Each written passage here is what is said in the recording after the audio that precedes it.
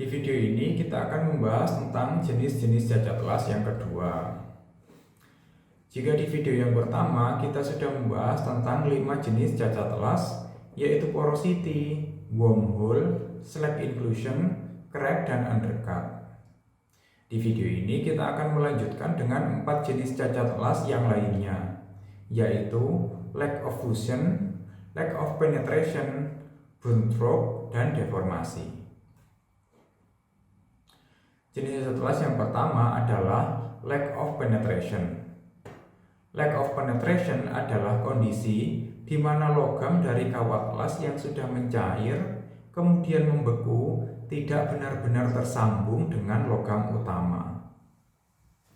Hal ini bisa disebabkan oleh setting ampere yang terlalu rendah pada saat proses pengelasan dan adanya pengotor pada material utama ketika dilas. Pengotor tersebut bisa berupa karat, minyak, atau kerak las dari layer sebelumnya yang tidak dibersihkan secara menyeluruh.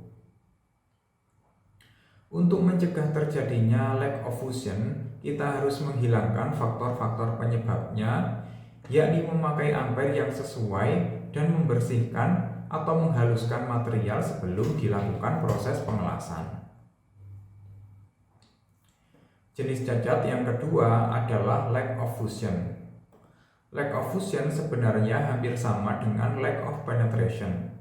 Bedanya, jika pada cacat lack of penetration, busur las sama sekali tidak menembus logam utama.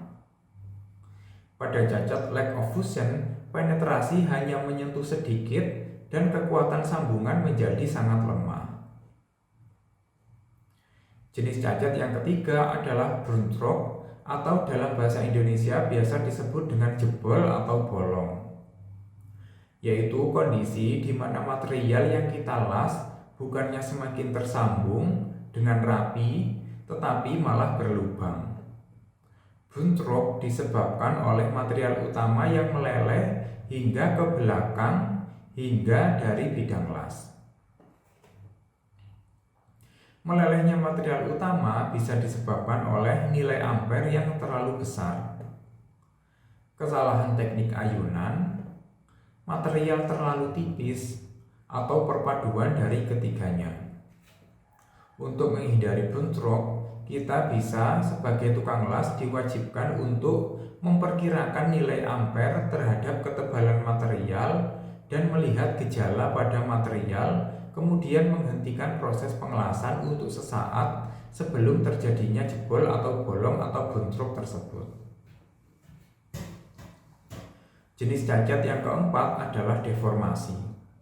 Deformasi atau biasa disebut dengan melengkung adalah kondisi di mana material yang kita sambung mengalami perubahan bentuk, terutama sudut, sehingga menyebabkan barang tidak bisa dipakai. Deformasi disebabkan oleh adanya pemuaian logam pada saat dipanasi dan mencair, kemudian kembali ke ukuran semula atau bahkan mengkerut yang menyebabkannya berubah bentuk. Untuk mencegah terjadinya deformasi, kita bisa mengusahakan berbagai cara, diantaranya adalah memberikan support, melakukan pengelasan multilayer, dan menyesuaikan desain sambungan. Demikian pembahasan kita tentang jenis-jenis cacat las yang kedua. Jika ada pertanyaan, silakan tulis di kolom komentar. Terima kasih.